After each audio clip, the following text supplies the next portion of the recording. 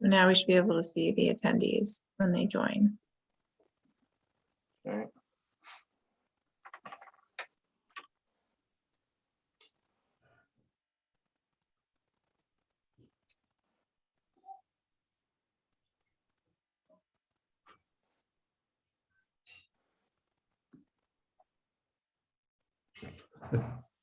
So we are gonna have a Plum Island update today, right? You got something. Yeah, a little bit of an update, just not much, but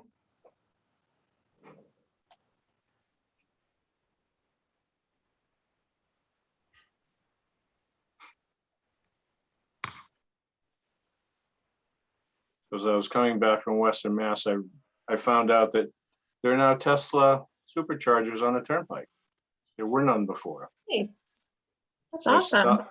Yeah, well, the ones on the westbound lanes aren't set up yet. Well, they're set up, but they're not connected yet. The ones on the eastbound side work. And I stopped there for a quick charge the other day and found a Tesla business card from a woman asking me where I got my trailer hitch from, because she apparently, when she used to work for Tesla, and apparently she has a Model 3, and she said the only place they could get them a few years ago was in England. So, but they sell them. They sell lots of them now here. So you have a trailer hitch on that thing? I do, Wow. and I have dragged a trailer behind it, a little one, but it's Do those supercharging stations work for other electric vehicles or hybrid vehicles or just Teslas? just for Teslas. The Tesla ones are just for Teslas. They're really high amperage. Mhm. Like at home, my wall charger will add 41 miles of distance per hour. And when I plugged into the one in Charlton, it started off adding like 580 miles an hour. And the range is 300 miles in the car. So it would have been pretty much charged up. I only stayed there for 10 minutes and got like 50 miles of distance. So the problem is with all the batteries, they heat up as you continue to charge, and then the charging rate drops sometimes precipitously.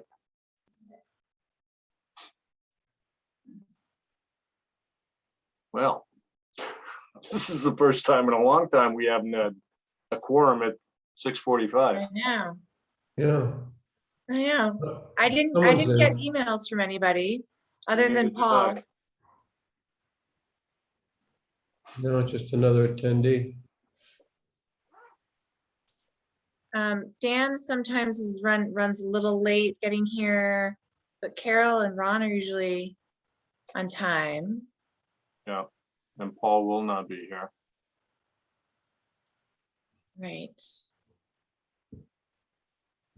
I hope this isn't our first remote lack of quorum. Me too. I sent out a bunch of emails, so people should have been reminded.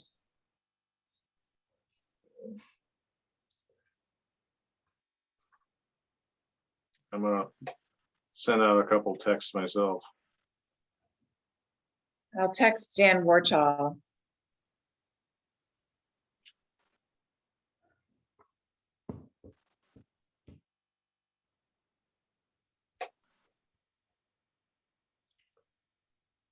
Whoops.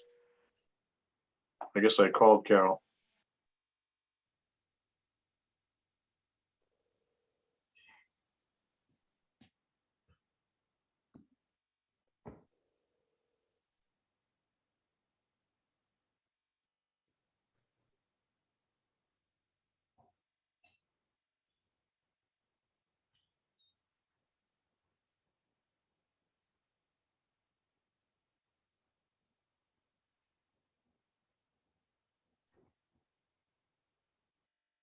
I don't think I have. Oh, here we go. Dan's There's in. Dan. Yay.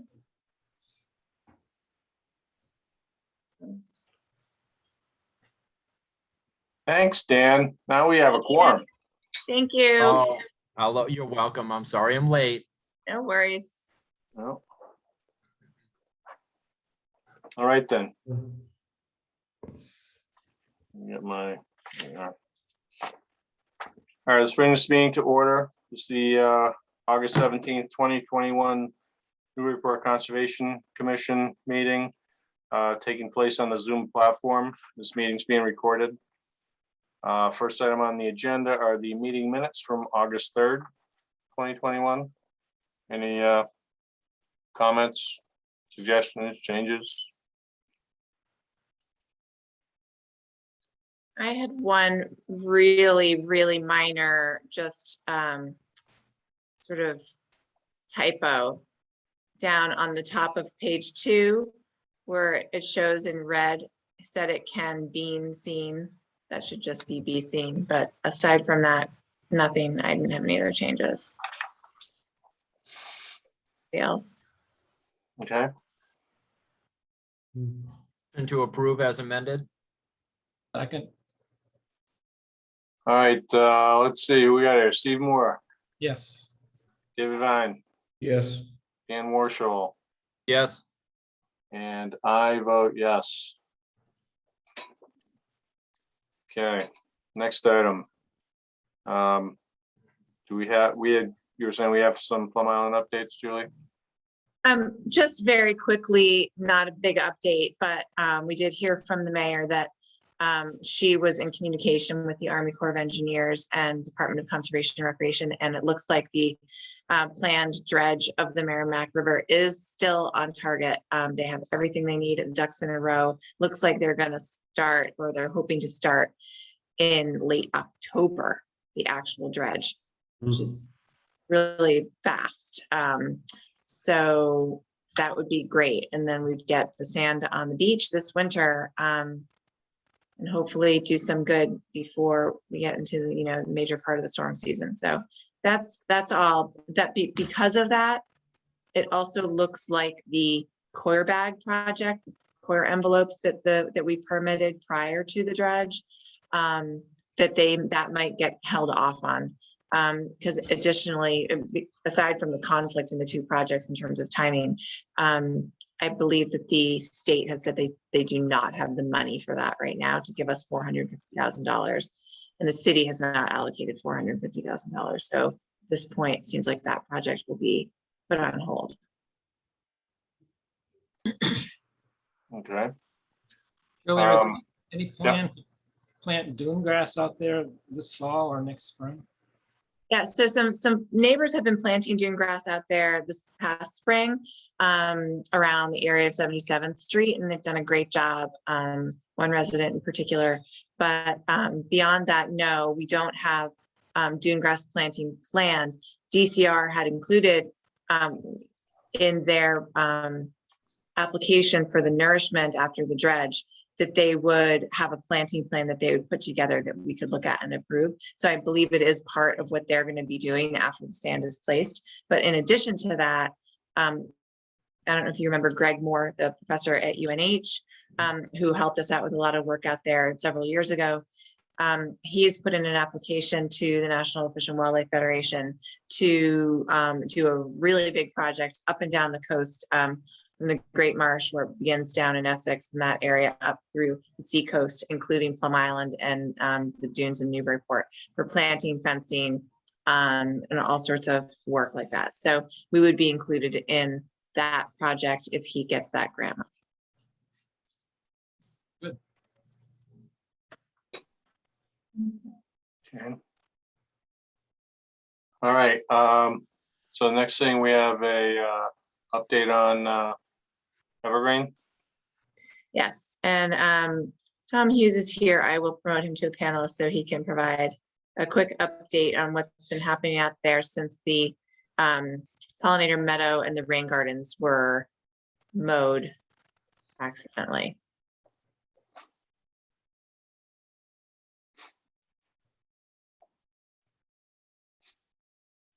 All right, good evening. Since I last discuss this with you. We have met on site a few times and met with the HOA. And I've talked to Julia about this. The HOA is taking this as a kind of signal that they want to, as they're taking over the HOA contracting and all that, that they really want to tighten up contracts with the landscapers to make sure that all of this material from the permit is attached and very clear. We've talked about a couple things with John Eric and with Steve Sawyer, the engineer on the project, and then talked to Julia, and we're looking at making some O&M changes for the stormwater that they all think makes sense and makes it a much easier maintenance protocol for the rain gardens. We would basically turn them into a mowed rain garden as opposed to something that has to be constantly weeded. We're finding it problematic to have these rain gardens in the middle of a giant meadow area that keeps generating seed.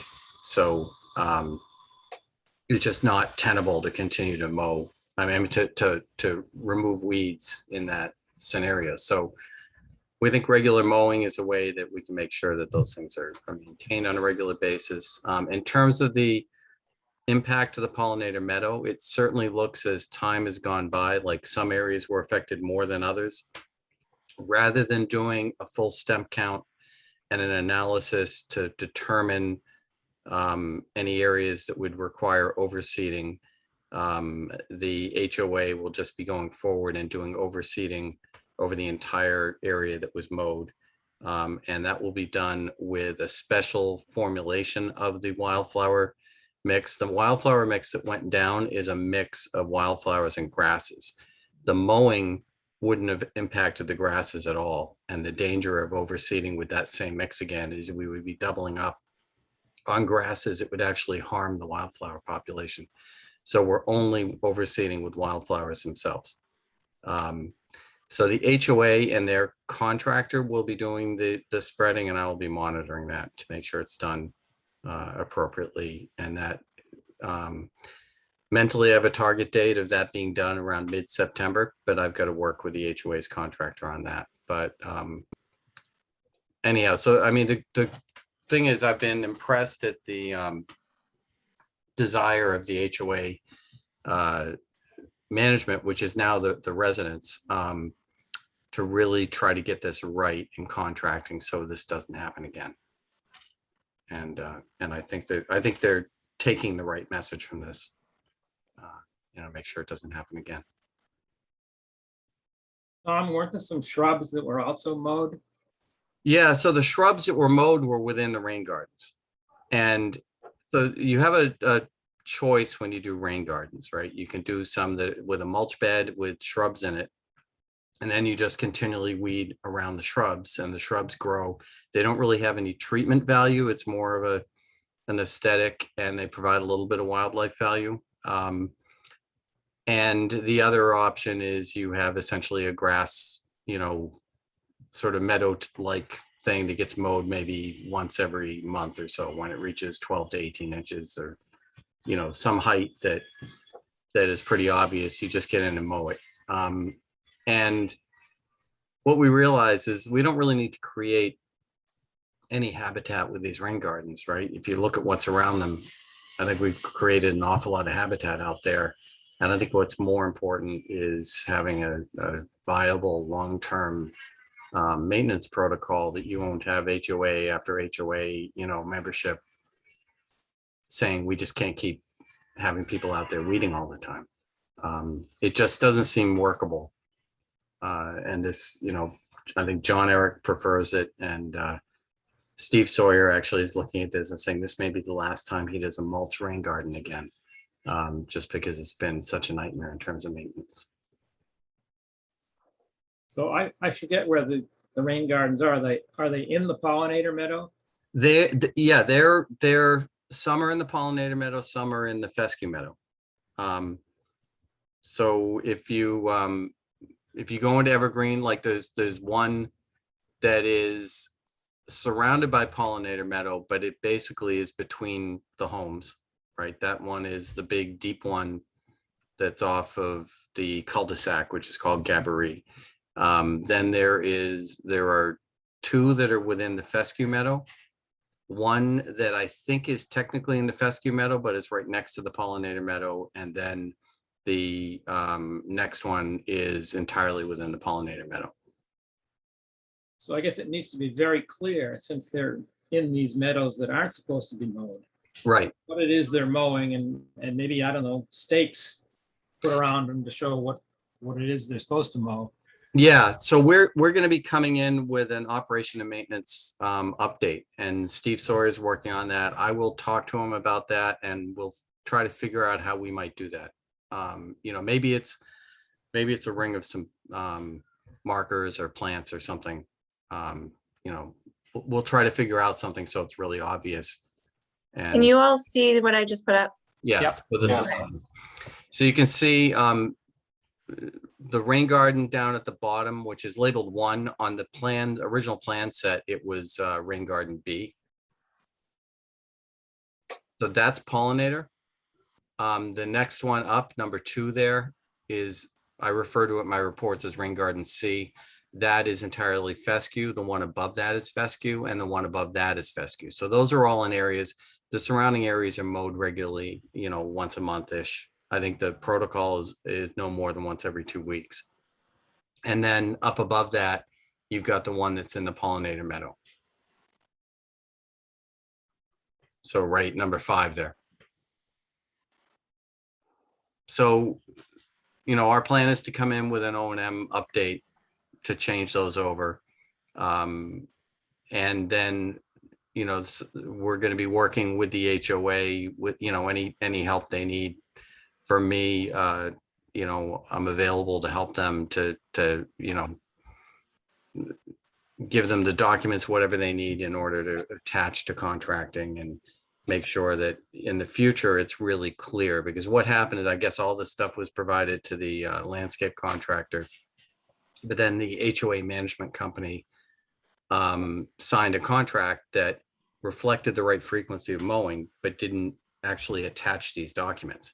So even though they were given to them to bid, and the landscapers should have been aware of all the things since they bid on it, but they just said, oh, I got to mow this once a year, you know, and went out and started. And luckily the equipment they were using was underpowered, and the conditions were a little too wet, so the cutting wasn't very efficient. So I would say, you know, a good chunk of that pollinator meadow, the, you know, we've got some flowers are showing up, but whether or not it's the full assortment that was seeded would take, you know, doing 3-meter plots. But instead of doing that, like I said, we'll just overseed and be done with it. And there's certain paperwork as far as indicating that on these contract documents for the future? Yeah, that's exactly what the HOA leadership is talking about, making sure that they don't issue another landscape contract without this worked in. And actually, doesn't the city approve their landscape protocol every? Well, we approve the landscape plan in terms of the list of chemicals and sort of Okay. maintenance techniques that the landscaper is going to be using. So they Right. supply to us like the spec sheets on everything that they're going to use out there. And it's looked at by us and by the water division. But, you know, they're not giving us a sketch or a map like this, showing us the Right. locations of where they're doing things.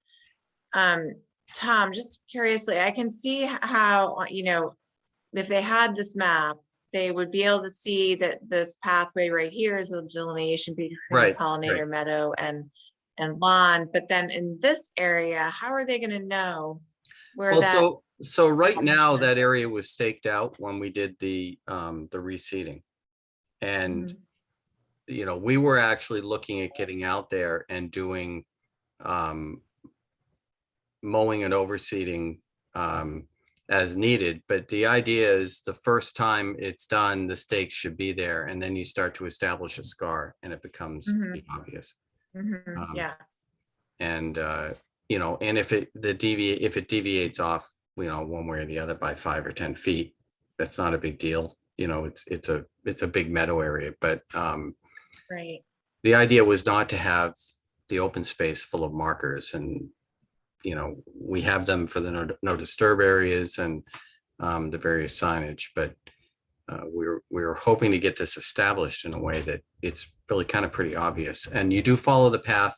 The path is really helpful. And then if you look down at the bottom, you've got plantings that kind of help guide you where you turn. And then you're kind of keeping roughly the same distance off the other features that are out there. So it shouldn't be very difficult for them to do.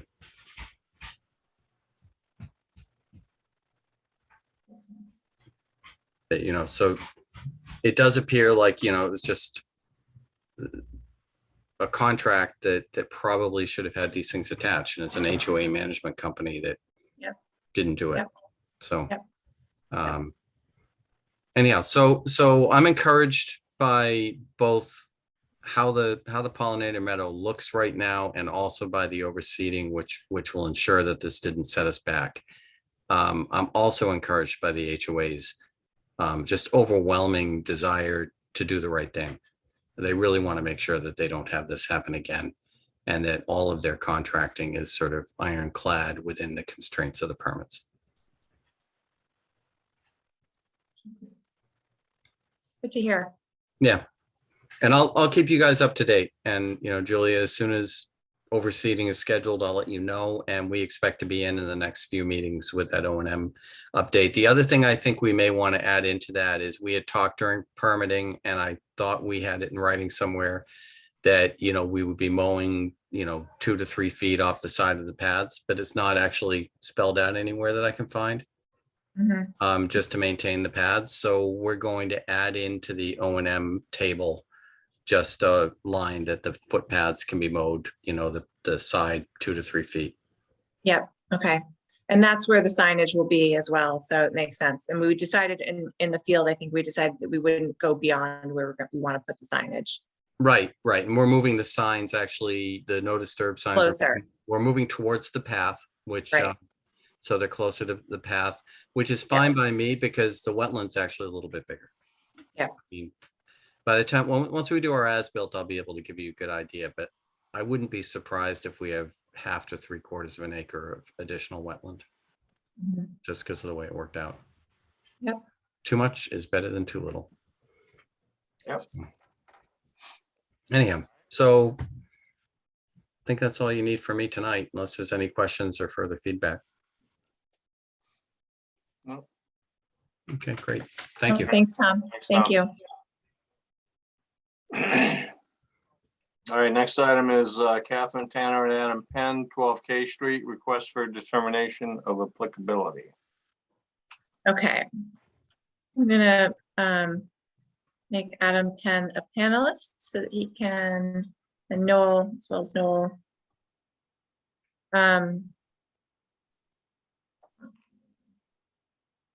So that they can present the project. And I have up here just a photograph of the site, and this is the deck that's looking to be expanded by 2 feet. All right, guys, if you want to unmute yourselves.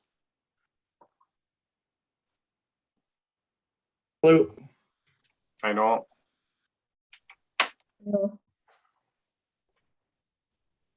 And hi, Adam. Hi, Adam's not here yet. He's on his way up 95. I'm Kathy, I'm here. Okay. Here's just a location map so you can see where the property is, the end of K Street. Beyond that is just some broken down sort of buildings back here, and then the marsh. And here again is a photo of the deck. Noel, do you want to just give a quick run through of what the applicant is proposing? Yeah, so my name is Noel Oxman and my company is Joppa Design. And our clients came to us wanting to work on their deck and replace it. And they'd like to replace it. It comes out about 10.5 feet now off the back of the house. And they'd just like it to be a couple feet bigger than that. And the proposal is to use as many of the existing footings for the new deck. But the line of footings that we're looking at right now, those 4, I'd like to replace those further out with 5 new diamond pier footings for this deck. Could And you explain what a diamond pier is and also whether it's 5 or 6 that you're gonna do? we're gonna do 6. There's another footing that is questionable whether it would be able to be used or not. But the 5 out here, these 4 that we're looking at right now would be replaced with 5. And there's a document that shows what the diamond pier looks like. It's just a very small hole in the ground that's made for this concrete bollard.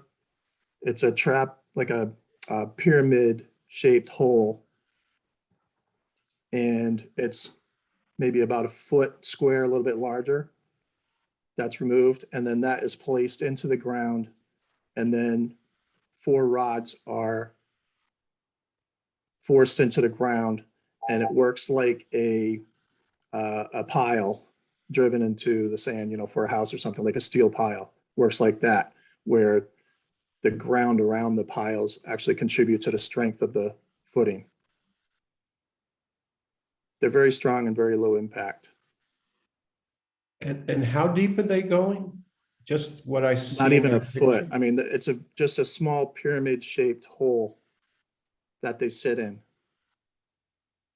And I'm trying to figure out why they're strong and so forth if they're only embedded a foot. Well, they're engineered like piles, where a pile works that the soil around it for a given amount contributes to the strength of like a friction pile. These work the same as a friction pile, where actually there's like the strength of these 4 rods going into the ground acts like a 20-inch concrete pile. Oh, Has I the see equal the strength of pile. that. Yeah, so they actually go deeper. It's just this head that is Yes, there's shallow. 4 rods that get driven into the ground. Uh-huh. So they get driven into the ground as we're looking from that bottom picture? They just, Yes, that's them Okay. using that's a pneumatic hammer, like an electric jackhammer that's used to push them into the ground.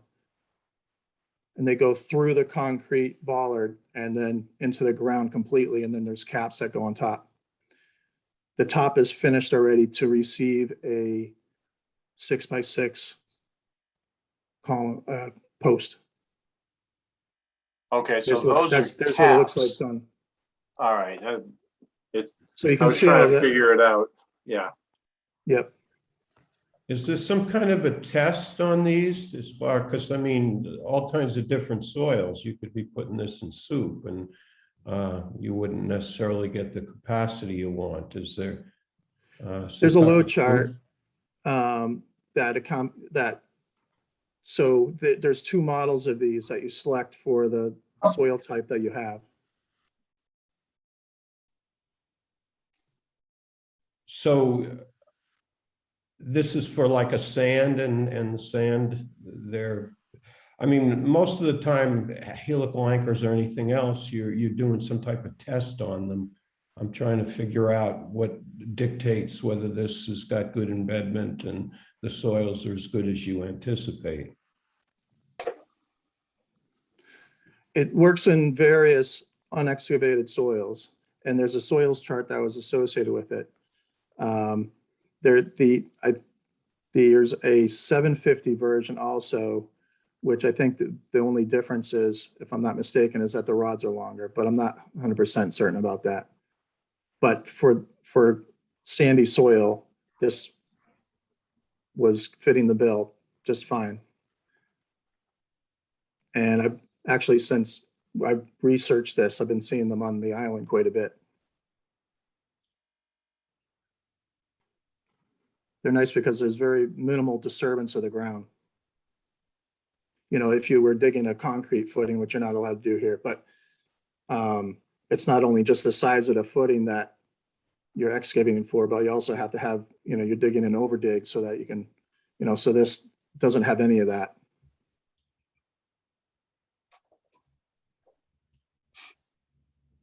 Okay.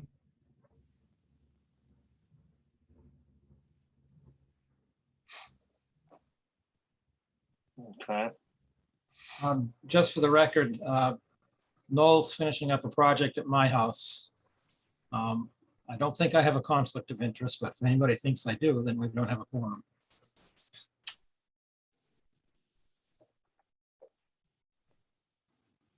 well, that's, well, you announced it, so we'll see.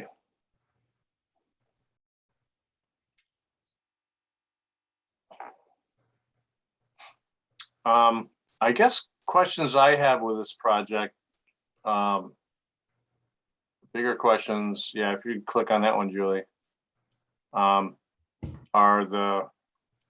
This whole house is up on piles? Yes, it is. Okay, so we don't allow lattice to come all the way to the ground. Or concrete pavers like that. I don't know if anybody else has any qualms with regards to that, but Yes, it would depend on when they were installed. You know, was it before they were not allowed?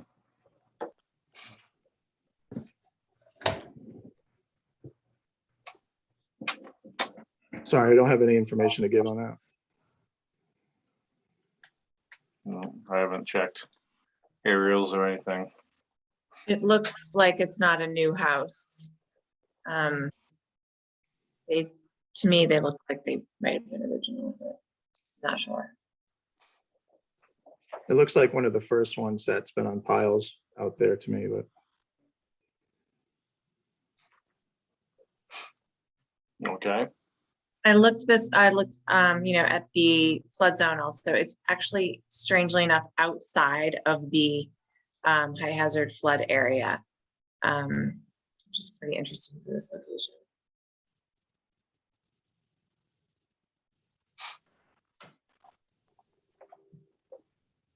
well, in that case, do we have anything else?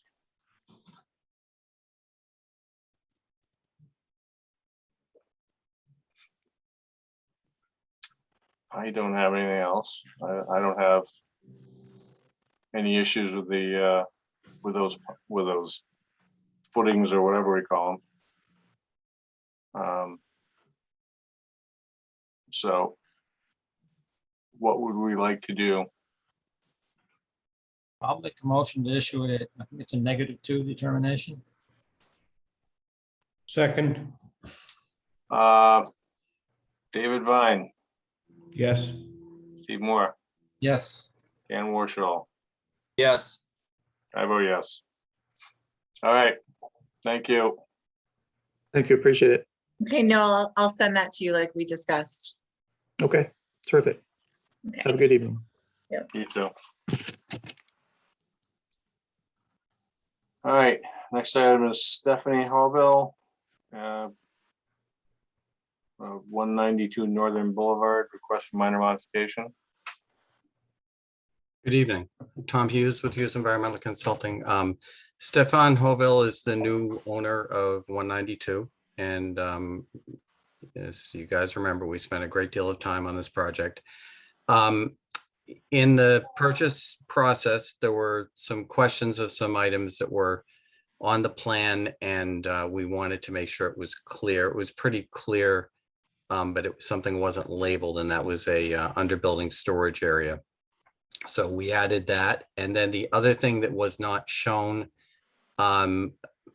which, you know, in hindsight, we should have shown something, I suppose, is a utility shelf to put air conditioning compressors, et cetera, on. And Stefan would also like to put a generator on. So what we've done is we've labeled this area hung storage space. This is shown in the permit drawings in the elevation views as skirted, you know, down to the allowable elevation, and you can kind of see it's there, but there was no label.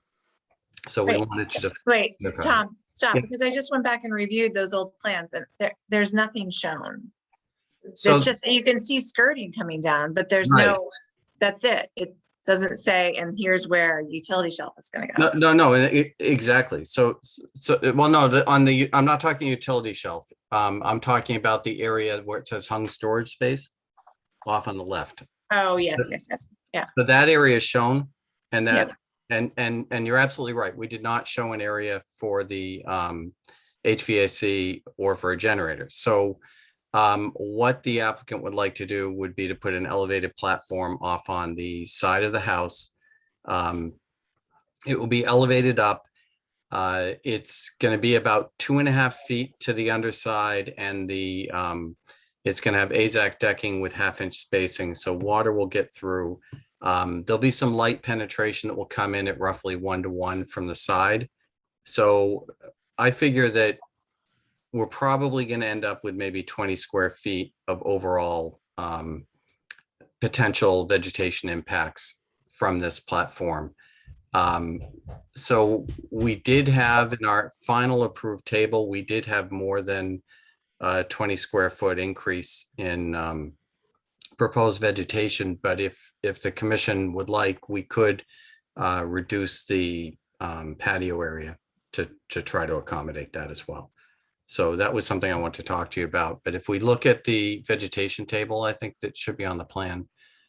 Okay, hold on.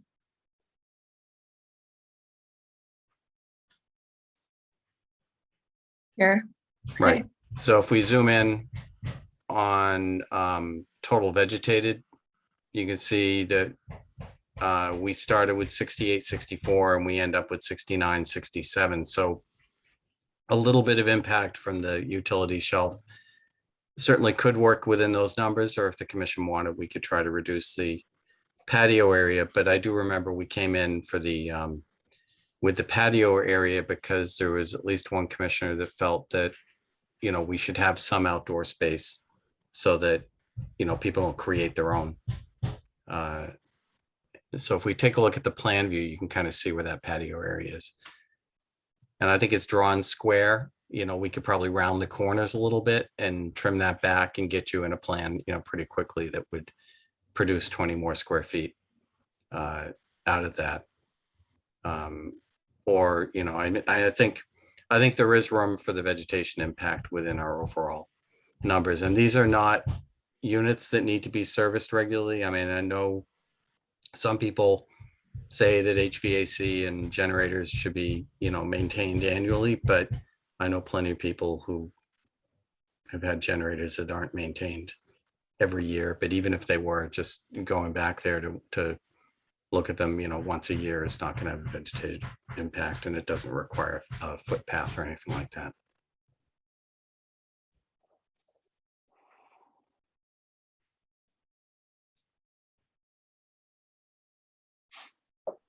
Yeah, I don't think I have much of an issue with that shelf. As long as it's high enough. Tom, if you raised it up to 3 feet, would that cause any problems? It does, because of the separation it has to have from windows and ignition sources and all these other things. They had, and also in order to be able to service it, you don't want to have it too high off the ground, but they are as high as we could set them without, you know, creating issues with having to redesign where windows and things on that next level up are. That thing is going to shake that house when it goes. Yeah, but then again, you know, something, if you lose power, I imagine you probably would appreciate a little shaking.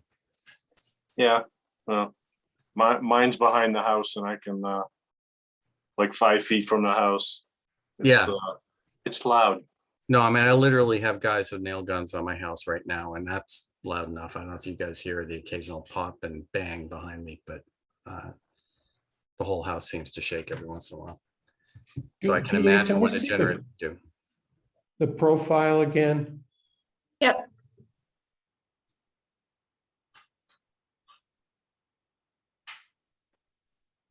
Okay, so the 2.5 feet is to the bottom of this. Right. Okay, so and above in that rectangular area there, that is the members, the structural members that are, so it's actually higher than 2.5 feet up?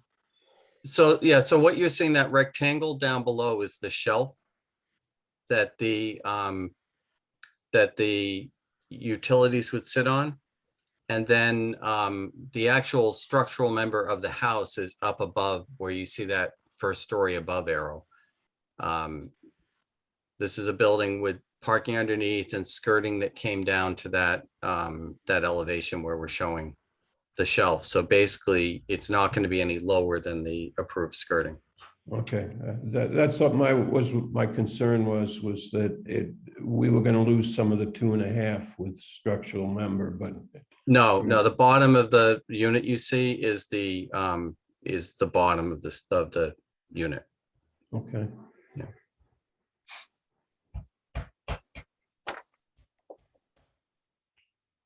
Okay. We have anything else?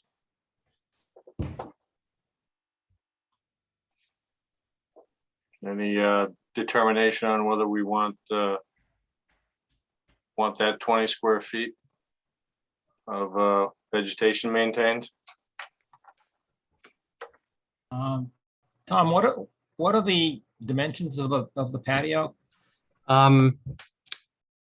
Give me a second. It's actually, if we go up to the top, Everett may have separated out the patio as a standalone. If he did.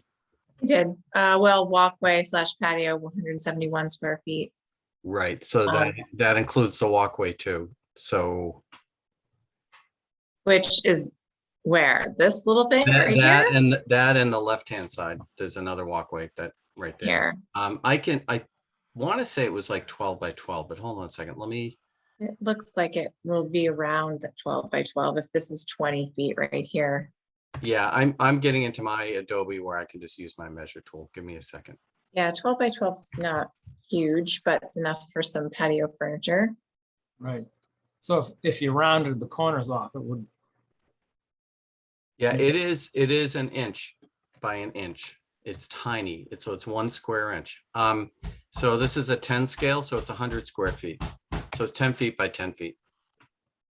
So if we make it much smaller, then we might increase the desire down the road to creep. But I mean, certainly if we rounded, if we rounded those little corners a little bit, that wouldn't be much, but I would hesitate to make it too much smaller.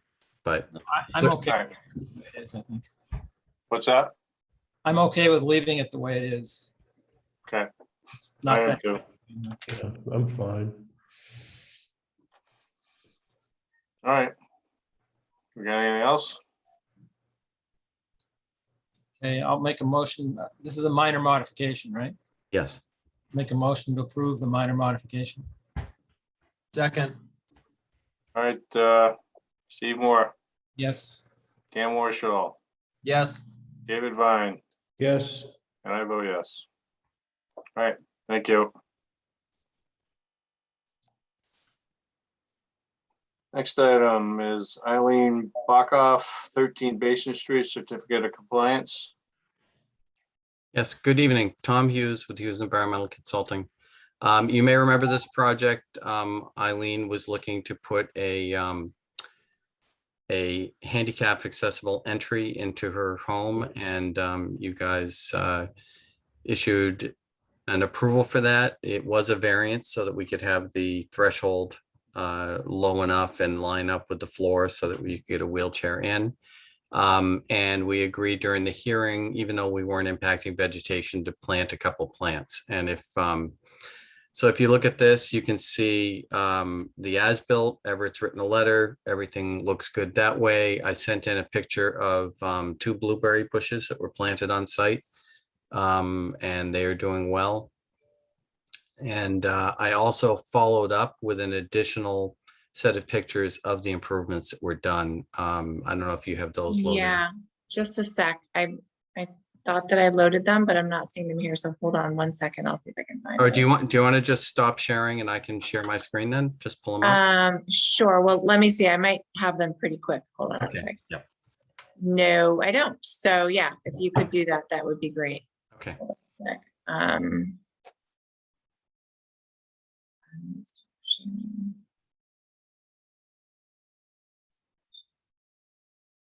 okay.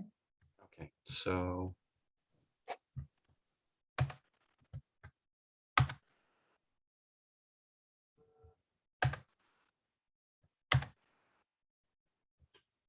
Okay, so don't pay any attention to that one, that one. Here we go. So here's a side view of the entry. And this is a front view of the entry.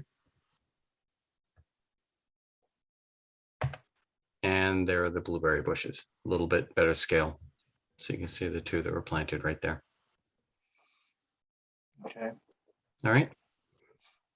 So if you want, I can stop sharing now and Tom, resume. when were those blueberry bushes planted? Curiosity. They were this spring, Okay. like late spring. Is that when you took these photos by chance? This, I would have to check when I So- when I got this, but yeah, I mean it's roughly I would say it was In the spring. May-ish or so. Yeah. Okay, Yeah. I'm just curious because I was out there and I took some of my own photos and I think that they put some sort of like bird netting or covers over the bushes.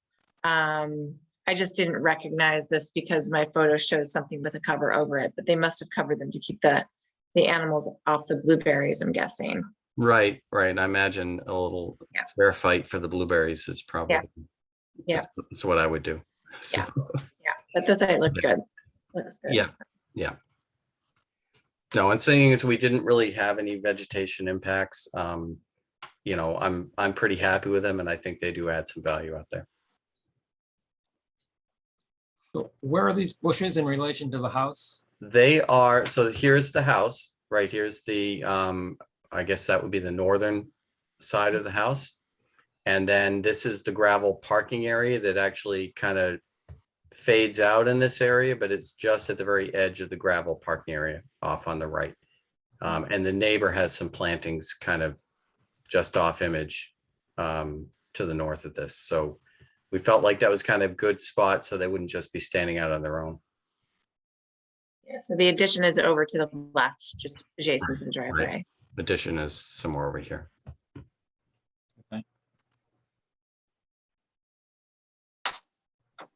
Okay. Anything else? That's it. Get a motion? Motion to issue the certificate of completion. Second, All right, Steve Moore, Yes. Jan Warshall, yes. David Vine, Yes. and I vote yes. Thank you so much. All right, thank you. All right. Have a good night.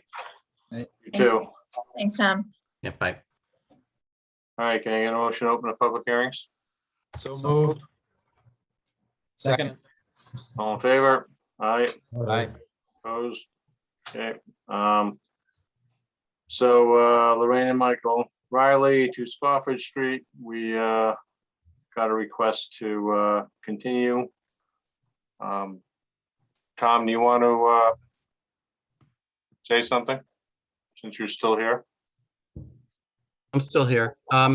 Yeah, we got the numbers and I'm just going through the regulatory analysis and I didn't have enough time to get it into you prior to the week ahead. And it turns out that the footpaths, as I was reading, I need to do some more research to make sure, but the footpaths being of bluestone may not qualify for that exemption. So I'm looking through some administrative decisions to see whether it does or not. And we may either go through a subsection that allows us to mitigate for that or look at a different material. So we've just got a little bit more work to do, but we expect to be in at the next meeting and try to get this thing closed out. Okay. Right. So you want a continuance until, what is our next one? The 7th Yes. September? Yep. Okay. Can I get a motion? Motion to continue to September 7th. Second, All right, Steve Moore, Yes. David Vine, yes. Dan Warshall, Yes. and I vote yes. Thank you very All much. right. Thank you finally. All right, get a motion to close the public hearings? So So moved. I'll second. All in favor? Aye. Opposed? Okay. Do we have anything else? Julia, you had sent something from BSC about that area where National Grid is. Yep. I was kind of curious about that as far as, have they given us a planting plan? As, Well, they originally gave us a planting plan and they gave us that sort of design scenario that showed where that they were going to put these sort of like shrubs plugged into that crushed stone, and thought that it was all going to work out. Clearly it didn't. And you got the last email, right, that I forwarded to you all from Teresa from the BSC consultant for National Grid. She said that they had some failures of some of those and they were planning on replanting them this fall and following up with us. so I can't recall that planting plan. What I do remember is the evening that she was discussing this with us, and I seem to remember photos of plants kind of intermingled with the stone, not a series of shrubs. Right. What happened? I remember that too.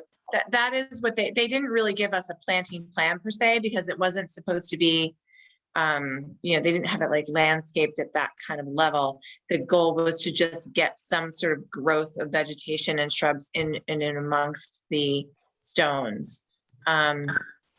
Like you remember, and they haven't really taken. I think we were all a little curious about it to begin with, but they showed us those photos of how it's worked in other locations, and it seemed like an okay idea. So far, it just hasn't quite panned out the way I think they were hoping. It's been almost a year since we heard from them, isn't it? Or- Well, we just got an email back from BSC, who was the consultant on the project, letting us know that they had some lack of survival of some of the shrubs over the winter, and that they were planning on replanting this fall. I mean, even the shrubs look, it seemed to me that even before they all died, there was only like 6 or 8 of them or something. I mean, it's a pretty large area. I know. Do you want me to have them come in? Do you want me to see if I can get them on the agenda for our next meeting so we can talk about it directly? Yeah, I'd like to have a better idea what this is finally going to look like, because I was kind of shocked when I saw those go in the first place, the shrubs, because it's a large area and they picked just a couple of spots. I don't know if it's supposed to move outward or something or what, and fill in the gaps, but whatever it is, it seemed kind of makeshift at best. Yep. I agree. I think we should have them come in and explain their plan to us in more detail, and whether or not how we can be assured that it's actually going to work the way they indicated it would. And if not, then we need a new design. I agree. Okay, thanks. See if I can get them maybe for the next meeting or maybe later in September, first or second meeting in September. Well, considering that the planting season is going to be coming pretty soon, it'd probably be good if somebody from their office could be at the next meeting. Yeah, okay. Try to make that happen. Okay. Teresa is usually pretty responsive, so hopefully handle this. Another thing, we had a couple of meetings last week with land stewardship companies. We had a video meeting with Matt Smith from Woodman Inc. And also Steve and I walked around some of the properties with Chris and Jessica from Land Stewardship Inc. And we've gotten a couple of proposals, I guess. I actually haven't even gone through them yet, but I figured I'd bring it up. Yeah, I think the key point, Joe, to make too, is that whoever we go with, it's likely that we are going to be asking the commission to spend some money annually on the costs for this service, which is essentially monitoring and management activities on the city's open spaces that are either owned or controlled by or overseen by the Conservation Commission. So it's entirely sort of germane under the Wetlands Protection Act for the commission to use its funds in this way. We've never done it, and we just sort of like leave the money, and occasionally there's something that we spend it on, but usually not. So currently there's about 60-something thousand in the Conservation Commission fund. And in going through our annual revenues, it looks like we generally have taken in somewhere around 10,000 a year in permitting fees. So that gives us a buffer of which we could spend maybe some of what's incoming without having to dip into the larger balance, and sort of save that for something that might come up in the future that we might need to dip into. But in any case, given that we have a revenue stream, it seems like some operational funds for open space management might not be a bad idea. So there's no discussion happening about putting a line item in the city budget? Not yet. I think if the needs went beyond what the commission could cover with what we bring in revenue annually, then I think that would be cause to go and dip into the sort of general fund. But given that it is conservation related and we do have the funds, then it is sort of like what it can be spent on. It saves us from having to go to the city council and have them approve something every year. With the politics around that, who knows, it's just maybe easier to stick with our own funding. Okay. Yeah, it seems to me that makes a lot of sense and gives us more control over, the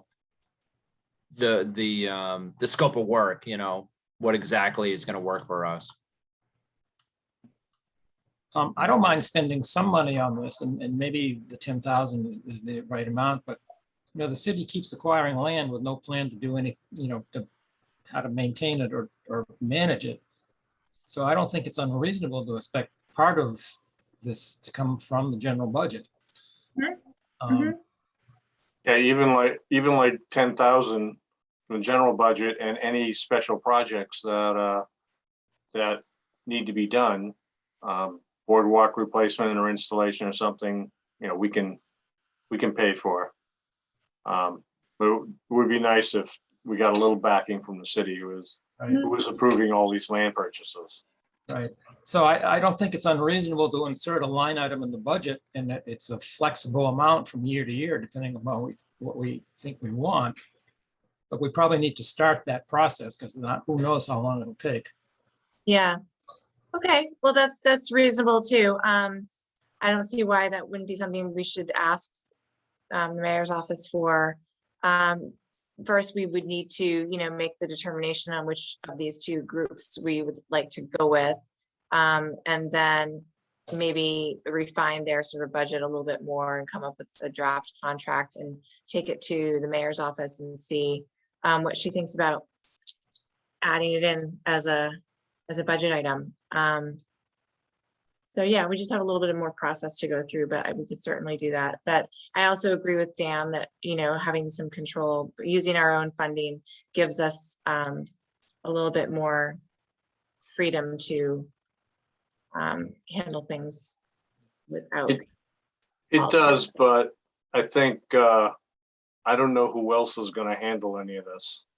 You know, Yeah. it would be us handling it anyways. Yeah. Yep. So, you know, but I think we're gonna have, we're the ones driving it, and we're the ones who wanna do it, and just a little, to Steve's point that the city keeps acquiring properties, you know, that we want them to look good, be well maintained and everything, so. So maybe a sort of a scenario where we were talking about with the budget for this being sort of like a baseline annual fee, and then expenses that might go at an hourly rate beyond that for special items that were included in the sort of baseline. If maybe we divide that where the city has the baseline as a line item in the budget, and then any extra additional costs get paid for by the commission. That's exactly what I was thinking. Yeah. Yeah. You know, just take care of the baseline stuff, and, you know, if we want anything else done, we pay for it. Talk about that. I think that's a good idea. So who decides on which one of these two groups gets the contract? Well, we have a follow-up with Matt Smith next week, I believe. Mhm.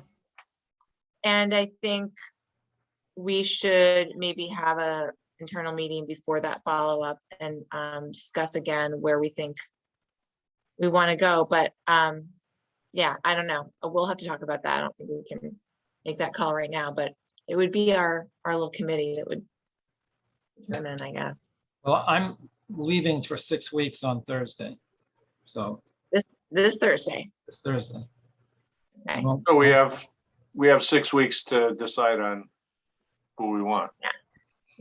well, I was Well, we leaning toward Land Stewardship Inc. just because they seem to understand the science somewhat. But, you know, I think either one of them would be. Yeah. okay. Duly noted. Yes, we noted.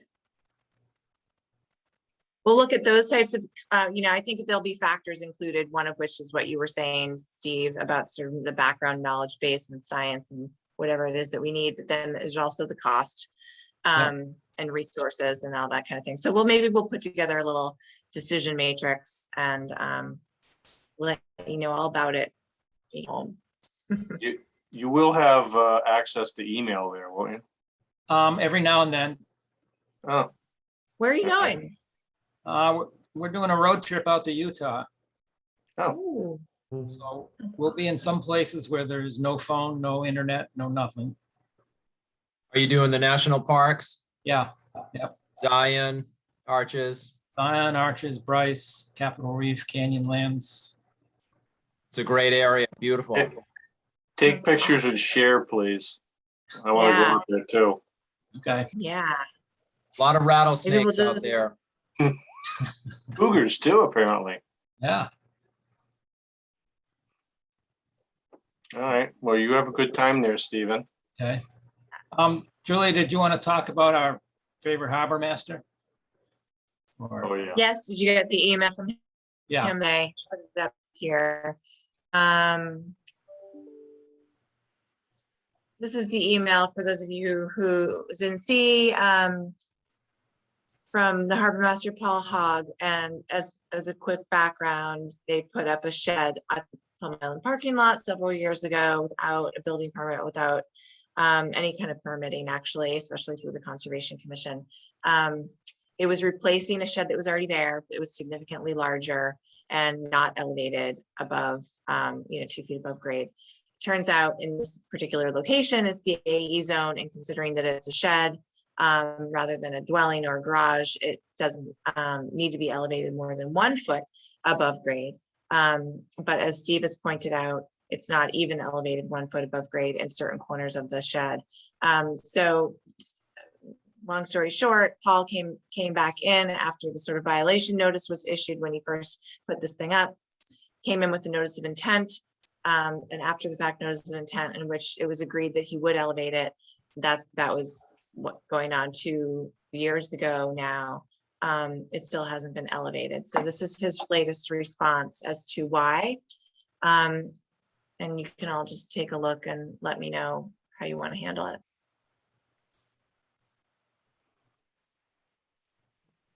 Well, as a taxpayer, I might say, okay, never mind.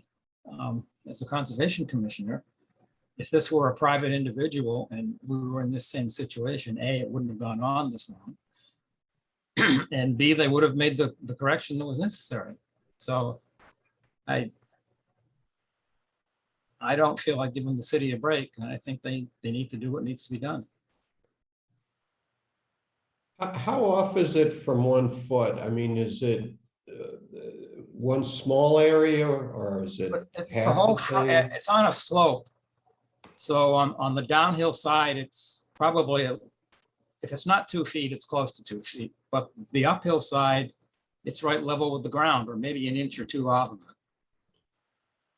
Yeah, so So on probably average, half maybe of it's it's off. Yeah, So do you happen to know, was the shed constructed on site or was it brought in as a prefabricated unit? well, sort of a combination, right? It was a modular, I mean, it was a prefab thing that they brought to the site and then put it together on site.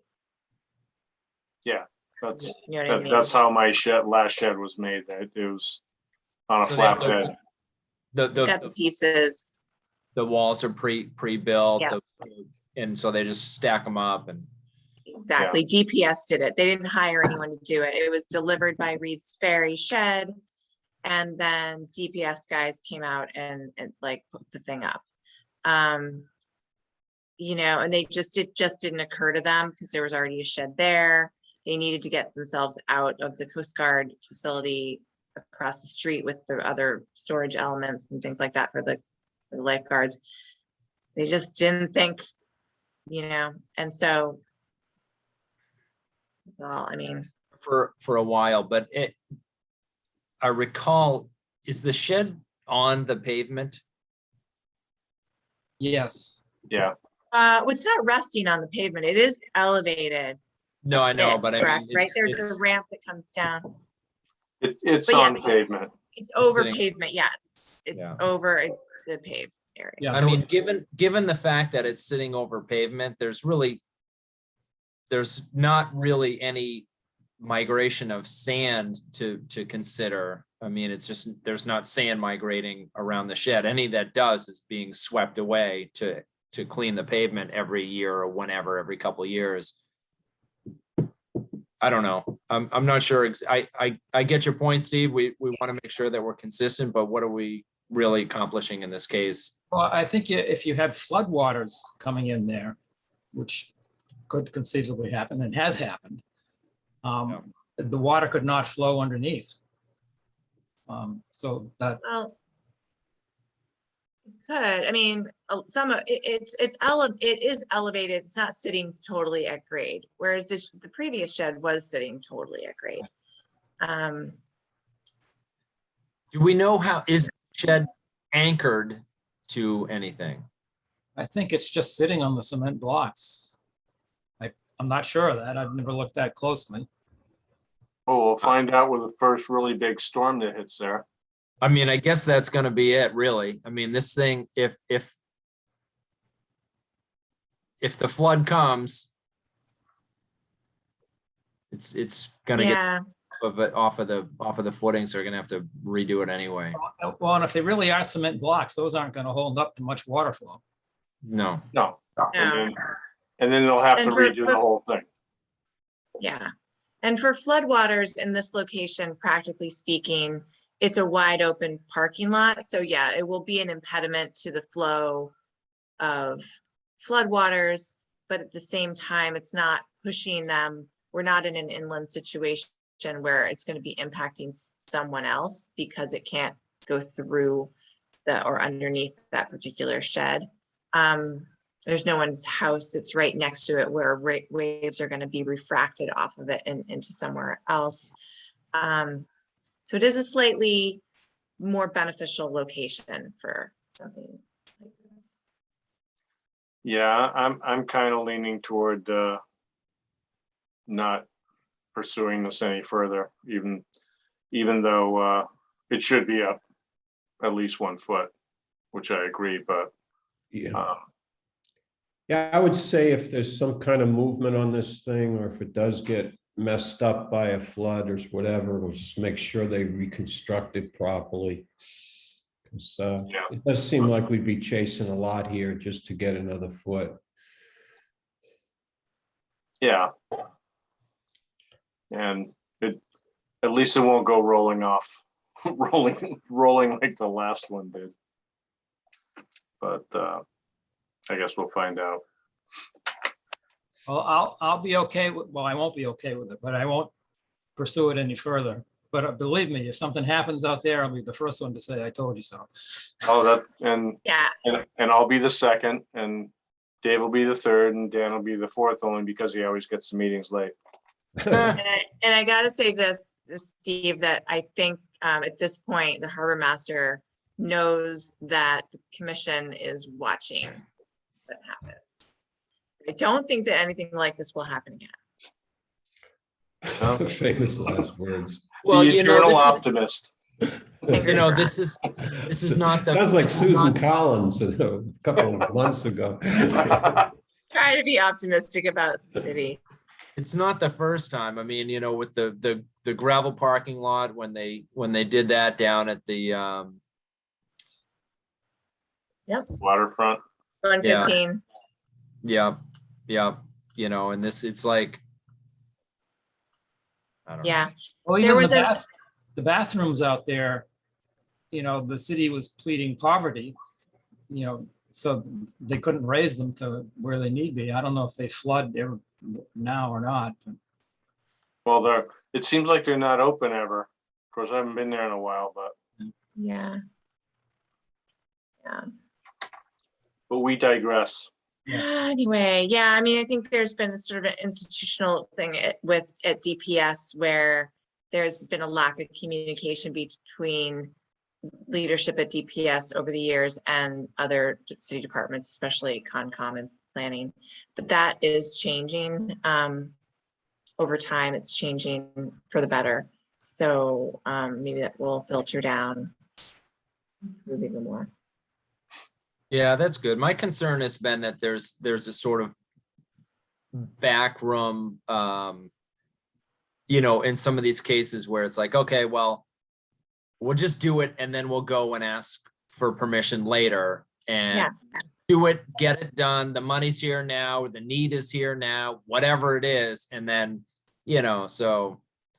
I think it's two things. I think you're right, but I think it's that maybe there's been a little bit of that, especially with previous administrations and leadership. But now I think that there's just a thing. I think they are a lot better in communicating with us. I get calls all the time from DPS saying, we want to do this down on Water Street at the lift station.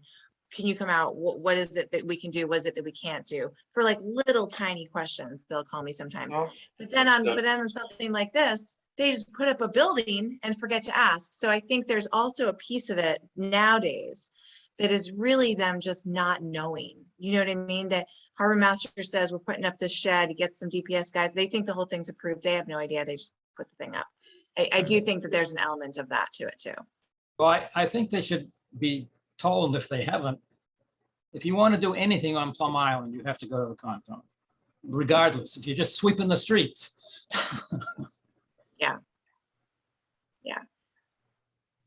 The deputy director now over there, Jamie Tuccolo, is excellent at communicating with me about whatever he's doing out there. So I really do feel like things are moving in the right direction. Fingers crossed, though. That's good. All right. Now, do we have anything else? Well, I can't tell you how happy I was to see that the city's backing out of repairing that bridge to West Newbury, Oh, because I suggested that a while ago. Wait, what's happening, Steve? yeah, the city's You know not, something I don't know? Well, it was in the It's in the paper. paper. Yeah, city's they- backing out of it. City's backing out of it.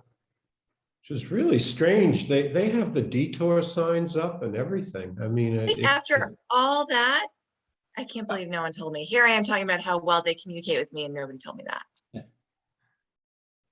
Well, that was John Eric and the mayor, I think. Yeah, Yeah, I read that one. Yeah, I that talk to was John about- Eric like 3 times a week. I can't believe he never said anything. All right, anyway, we'll good to know. Castigate him over email and include me. Oh, will you? I will. Yep. I might just call him right after this meeting. All right. You have anything else, Steve? No, I'm done. Okay. In that case, I'm done too.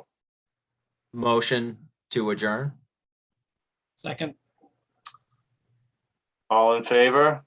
Hi. I, Opposed? All right. Steve, have a good trip. I'll see you Yeah, in have a October. Be safe. Great time. The rest of you Enjoy will it, see you in Bye. September. Take pictures on your flip phone.